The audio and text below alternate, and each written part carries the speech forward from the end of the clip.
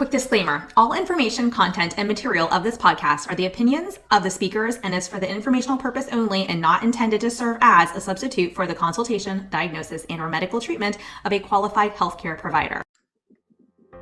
Hi, and welcome to episode 86 of the Untitled Podcast. I'm your host, Hallie Bulkin, and we're going to talk about setting a growth budget for your private practice by diving into fixed versus growth mindsets today. So hold on tight and let's dig deep. All right, so let's jump in and start talking about what it means to have either a fixed mindset versus a growth mindset, what that looks like, right?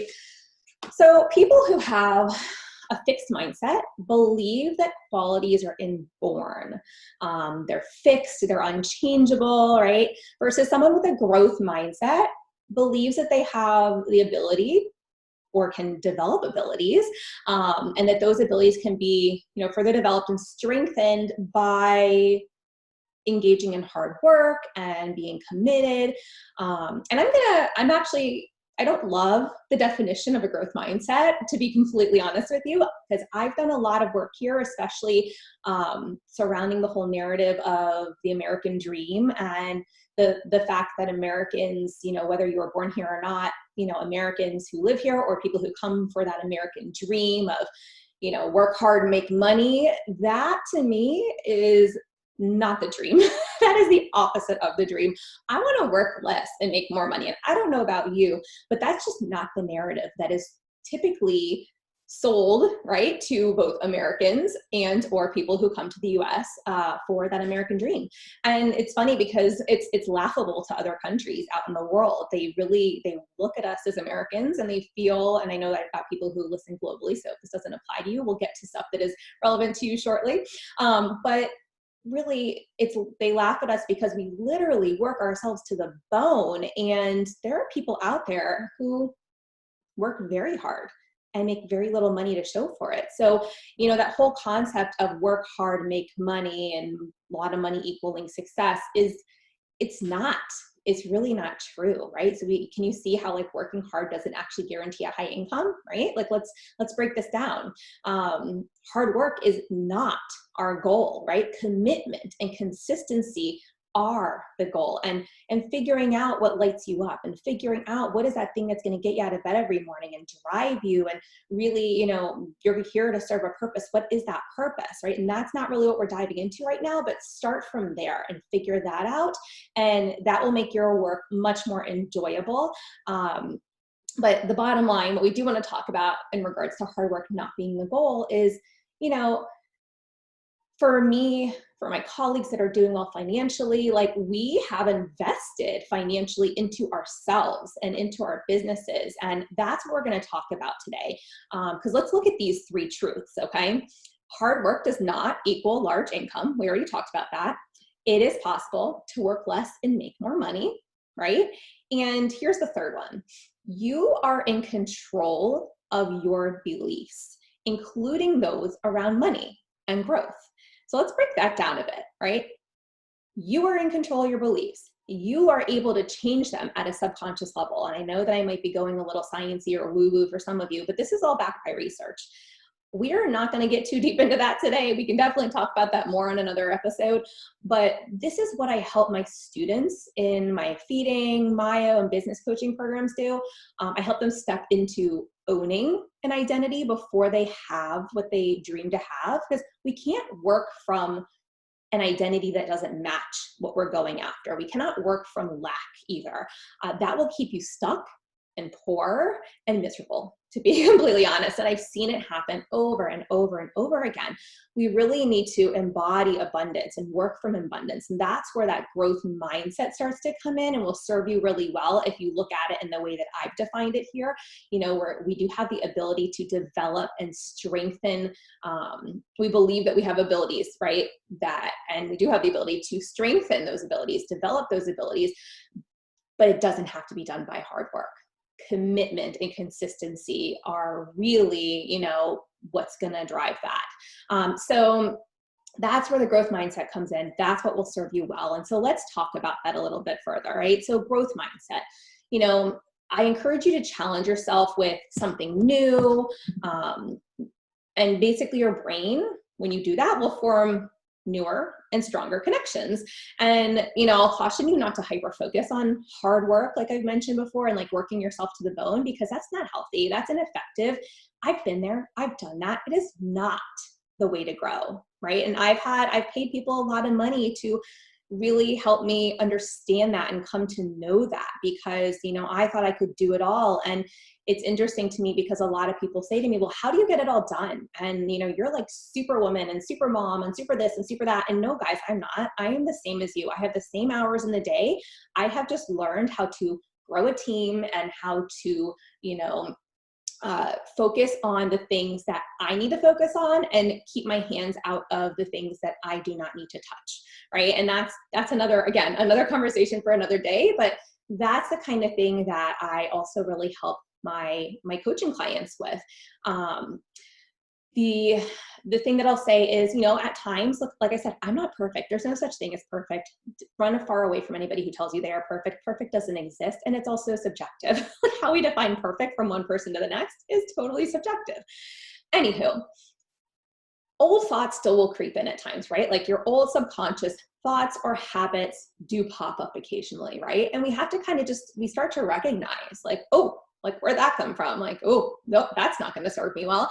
And those are your thoughts of that fixed mindset that I mentioned at the very beginning of this episode.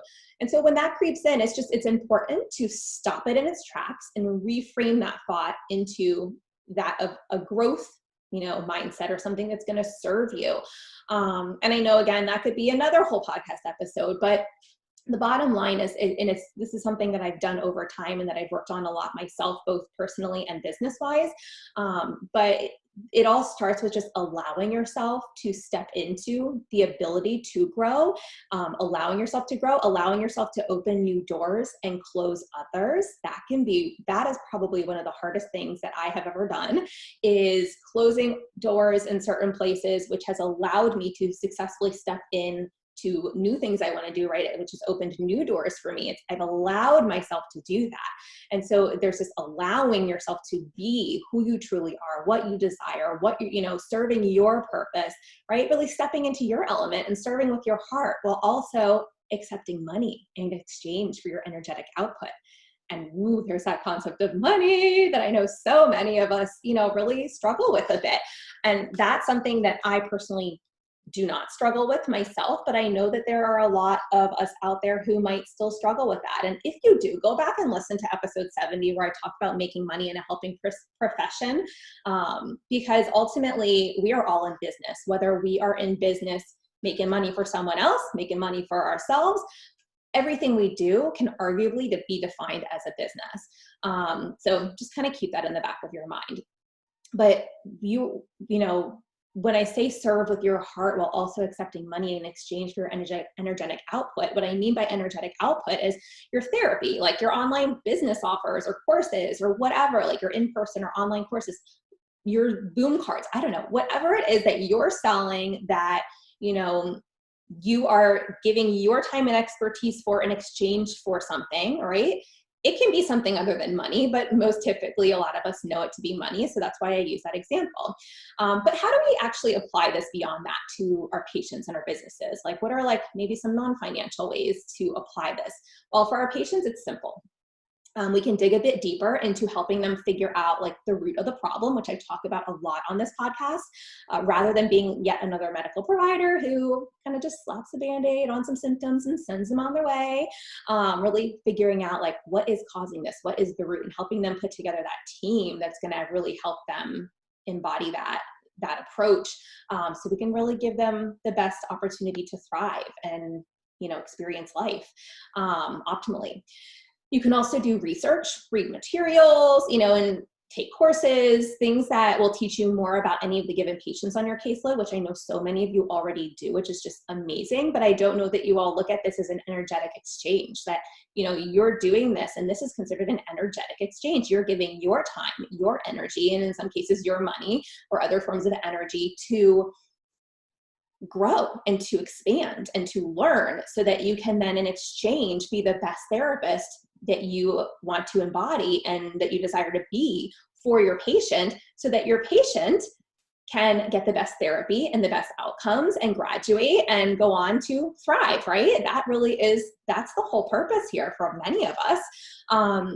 So, when you do the research and you read the materials before you see the patient or during your therapy, before you treat them on something that you're researching on, this is an example of putting the effort up front. But knowing more about a patient's diagnosis or better understanding their medical history, as I've alluded to, it might help shorten their course of treatment in the long run, which makes for a very happy patient or family unit. We then also have space to help more people. If we can graduate people, we can help more, right? Because you only have that 1 hour with that one person, or that 30 minutes with that 30 person, however long your sessions are. And happy patients and families lead to happy referrals, right? More word of mouth referrals. And this all leads to growth, which is the overarching discussion today, right? Both clinically and financially. For our businesses, we should be constantly challenging ourselves to dig a bit deeper as well, right? So we can dig deeper with our patients, but how do we apply this to business? Well, if we're constantly challenging ourselves to dig a bit deeper into who we are helping, right? And how we can reach them, and then actually providing the best therapy possible when they're sitting in front of us for our session. That really helps us to grow our business, as I mentioned, because happy people lead to happy referrals, This could also business-wise look like hiring a new therapist or an admin to take work off of your plate that you don't have time for. And that might allow you to step into a growth role where you can see more patients because now you've opened up more hours in your day during your working time to treat versus doing admin stuff or research or, well, hey, we can actually serve more patients if we have more therapists on the team. So, these are the types of things that I mean when I say, like, how do we apply this to our patients and to our businesses? These are just some examples, right? The list can go on and on, but those are some examples to start with. But how do we even begin with all of this? Like, where do we even start? Like, okay, Hallie, these are great ideas. I want to break this down like more theoretically for you guys for a second, because there's this concept called INI, and you can Google it, AYNI. I'm not an expert on it. I will not even try to define it, but it embodies the concept of reciprocity, right? We live in a time where so many expect things for free, or people expect a deal. And heck, like, come on, I love a deal. Like, everybody loves like they want to feel like they're getting a good deal, right? That's just kind of the culture that we are living in, and that's the message that has been kind of indoctrinated into our brains. But, and like I said, I love a deal too, so I'm not knocking it. What I don't love is the concept of always expecting things for free, right? There needs to be some form of energetic exchange, and I've learned this from one of my mentors, Jim Fortin, who really, this really hit home for me because he used the example of, like, can I pick your brain? When someone says, hey, can I pick, they slide into your inbox and they go, hey, can I pick your brain? And you're like, ooh, like, I cringe, no joke, when I hear that. It takes a lot to make me cringe because I really am not someone who is impacted that much by other people's actions or words. Like, I'm very much so in control of myself when it comes to that. But when someone says, can I pick your brain? I'm like, ew. And this is why, okay? We're going to talk about why, and why you might want to find a different way to ask for that type of help. Because in my opinion, that verbiage needs to be striked from the English language completely. But like, really, like, just imagine what that even looks like. Do you really want to pick a piece of someone's brain out of their head? And I mean, it just, I don't know. I think the imagery associated with it is just gross, but whatever. I know I'm making this a little bit more literal than it's meant to be, but just really think about that. Like, what people are asking when they ask, can I pick your brain, is, can I have your time, expertise, and all of the investments that you've ever made for free? Like, well, why do you think you deserve that? And I know that might like be a sucker punch to the gut, like me even saying that, but honestly, why do you think I should give you something for free without anything in exchange, right? And look, I've done it before. I'm not saying I'm not perfect. I told you that. And a long time ago, I was that person, right? In terms of, like, I've asked people to give me things for free. I haven't done that in a very long time. Definitely not in the past 10 years. But I also used to be the person within the last 10 years that when someone did ask me, I felt like it meant I should give it to them. And I used to do that. I used to like get on the phone with people for free 6 years ago, and it drained me. By the time I would get off the phone after helping them for free, I mean, it really honestly took me having a baby 5 years ago to be like, if somebody wants my time, like my energy is so limited, my time is limited. If they want my expertise and everything that I have invested and learned and all my trials and tribulations, and they want it condensed down into like a 1-hour call or a 90-minute intensive, like I'm going to charge for that. And that's where I don't let anyone pick my brain anymore, right? There needs to be some sort of energetic exchange. It could be money, but it could be something else. It could be a service for a service even. You know, the point is that asking for and taking without giving something in exchange is not beneficial for both parties. So let's just keep that in mind in terms of that concept of I mentioned in reciprocity. And when we ask someone for something, we need to be sure to offer them something in return. I mean, that seems fair, right? Right? Okay, so now that we agree that we need to offer something in exchange for someone else's advice, time, and experience, and all that fun stuff, like let's talk about the concept of worth as it applies to growth. Like, can we grow without investing money? Honestly, I don't believe so. My answer is no, we cannot. Hear me out on this one. Let's say you want to start a business. Does it not cost money to get a license, liability insurance, your EMR, HIPAA compliant email, even if it's just $5 a month, like with Gmail, gas for your car if you're traveling to families' homes in place of like brick and mortar, materials, that pen you write with, the paper you might be writing on, the toys that you might be using in therapy. I mean, everything costs something, and that is good. What, Hallie, what you talking about? Guys, that is good. There needs to be some sort of energetic exchange. We need to shift our belief of that this is a problem or a barrier, and we need to open our mind to the fact that this is an energetic exchange. I give money, they give me what I need to open this business and to grow it, right? I mean, that's what makes the world go round. So the same goes for business coaching. And I want to share this with you because at one point, I tried to go it alone in terms of like launching something online. Many of you probably don't know this because it was like 10 years ago already. But I had an online business. I created a product. It was actually a course to take parents through the IEP process because I was very successful with helping families in my practice get what they wanted, almost like an advocate would. But, you know, I had worked for the school county. I was very familiar with, you know, what public schools expect, how hard they make it for families to sometimes get the services that the child deserves and all that, and really needs. And I also knew what was in the legal rights of the families, of that child and the parents and what they were asking. And so I created a course. And guys, it flopped. It flopped hardcore. Like I put so much energy into creating that course, and I had an email list. I had people who were opting into all my freebies.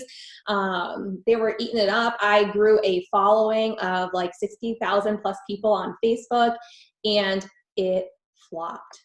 Literally, one person bought my course. One single person. And I tried to promote it some more, and it just wasn't going anywhere. And you know what? I felt like I failed. And so I just stopped. I was like, I'm not putting any more energy into this because it's not giving me back what I put into it. And so, you know, this was 10 years ago. And I will honestly say that it probably stopped me in my track for a very long time. I always knew that I wanted to have an online business. And that's where I decided, you know, towards the middle of last year that I was going to create this podcast and then launch the course and all that fun stuff. I started this podcast over a year and a half ago now, almost a year and a half ago about. And then I decided, okay, we're going to launch a course. And we ended up launching the first one March 2020 of this year. And you guys, it's just been amazing. But let me tell you, I invested into that a lot of money because I knew that I trusted the people I was investing it with. I knew what I was going after. I had, you know, done my research. I had my plan. And I knew that if I wanted to treat this like a business and make the kind of money that I wanted to make, that I needed to step up my game and make a very large investment. And so it was a very different experience this time around. And, you know, look, the same thing can go for a private practice, right? So here's what I've done since that point. I grew a private practice to 6 figures in 8 months and multiple 6 figures each year following with no paid advertising. That launched in June 2014. And this business has grossed over 7 figures, total over, all time. I consider myself a small practice with part-time contractors. So that to me is pretty incredible because in the past, 4.5 years. So basically after I returned to work after having my 5-year-old, my oldest daughter, I only worked 2 days a week, 2 to 3 maybe, like treating patients.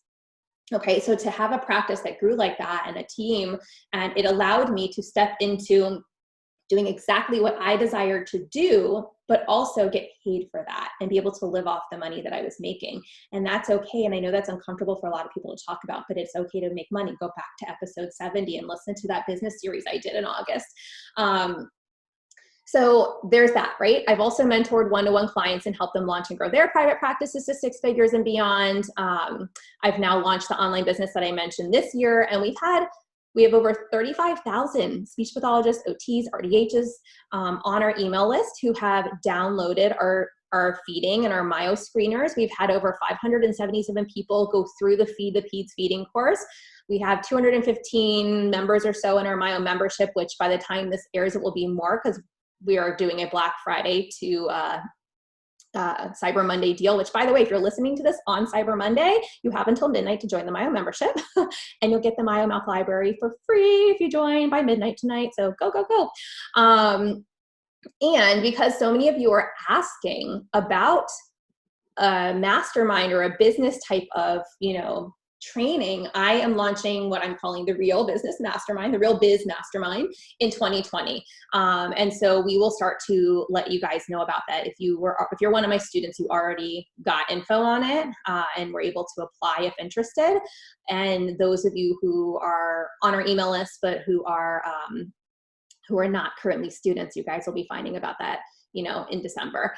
So I share all of this with you all because I want you to realize that I have had to stretch my mindset, my comfort levels, all kinds of things, right? I've had to make stretches in terms of investing into myself and my business, which has in turn forced me to rise to the occasion, right? And I realized that the small investment, and when I say small, I mean $10,000, $15,000, $20,000, or even $35,000 working with one person or buying into a coaching program, a group coaching program or a group mastermind has been because, I've done it because I fully trusted the individual would guide me to the results that I was desiring based on their success and experience. But I did it because I knew that I needed to stretch myself in order to really kind of push myself and rise to the occasion, right? Like I mentioned. And so the way I look at it is if we're investing, let's say 20K, right? And that in turn leads to a 100K year in our business, that growth is 100% worth it compared to maybe the 30K year you would have had on your own, right? Or that I may have had on my own. So these are all just hypothetical numbers. I'm not sharing, results and all that. I'm not one to toot my own horn in that way. I happily will share things with my coaching clients or people who are curious, but that's not what it's about to me. I lead with my heart. I feel that I am very genuine in what I do. I would never sell you something or train you on something or teach you something that I don't fully embody myself. And so that's how I lead. And that is why I believe that, when I've had one-on-one coaching clients, they have invested what I consider a very small investment with me for a very large growth financially in that following year, whether they were starting or growing their private practice. So one of the things I want to do for you guys actually, before we wrap up today, is I want to tell you that one of the tasks that I do every year from a business standpoint is I really look at the upcoming year and I set some goals for myself, and I call it biz planning on a napkin. And you've probably heard me talk about that before. That's not a new concept, especially if you've gone through any of my free business trainings that you get as a bonus, like in Feed the Peds or any of the business trainings that you get in the Myo membership. And so, I literally will get a napkin I will write down my goals for the upcoming year on it. I will stick it in my desk drawer and I forget about it. And then later that year, I will like open my drawer and pull it out and be like, oh my gosh, I actually achieved what's on this napkin.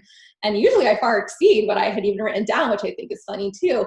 So that's how I biz plan. And I would love to help you guys do that for 2021. 2020 has been quite the year. And I know 2021, I have to say I've actually really had a very successful 2020. There's definitely been some ups and downs. My private practice took a major financial hit, but I look at it as everything happened the way it was supposed to happen. And it's up to me to move forward, push forward, and put into play what I need to put into play to keep moving forward.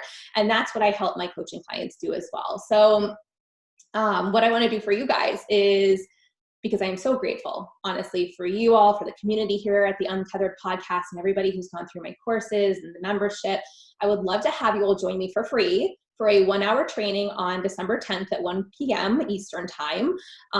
If you can't make it live, it will be recorded. We will put it up for you all to access the recording. I don't have all the details on how we're doing that yet, so don't ask me yet. But we will spend an hour together and we'll take a deep dive into business planning, biz planning, as I like to call it. You will walk away with your own little biz plan on a napkin for 2021 to help set you up for your best year yet.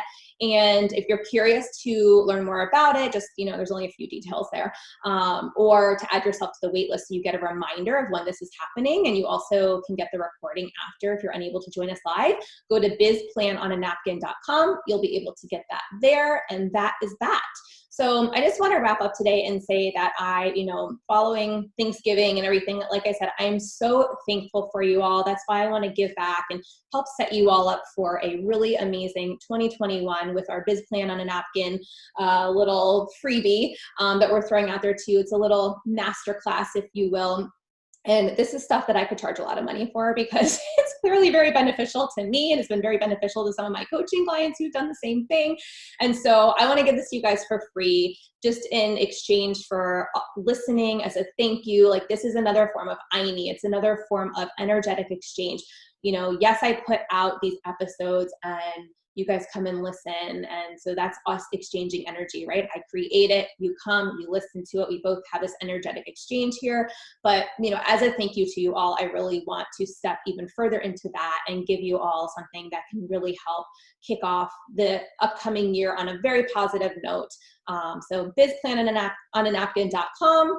I cannot wait to see you guys there live for anybody who wants to join us live. But again, it will be recorded.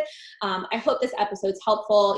As always, I welcome feedback. You're welcome to hit reply when you get this in your inbox and let me know what your thoughts are on it. The last thing I'll say is if you were looking to join the Mayo membership, it's open till tonight at midnight. So make sure you hop on in there real quick before it closes at midnight Eastern time. So you can also get the Mayo Mouth exercise and library for free when you join. That's our little giveaway, our little energetic exchange as a thank you for joining the membership. We're also going to throw in this little bonus for you. So hope everyone's having a great day. I will chat with you guys soon. Thanks for listening to this podcast. If you want to hear more of these Myo, Tots, Airway, and feeding related episodes, be sure to leave a review on Apple Podcasts or pledge a small amount on patreon.com/the Untethered Podcast. If you found value, others in this space will too. So be sure to share this episode on your social media platforms and join us over on Facebook, on my Facebook page at Hallie Bulkin Biz, on Instagram at Hallie Bulkin, and you can head over to theuntetheredpodcast.com to grab a copy of the show notes, where you can also subscribe to be kept up to date on the latest podcast episodes.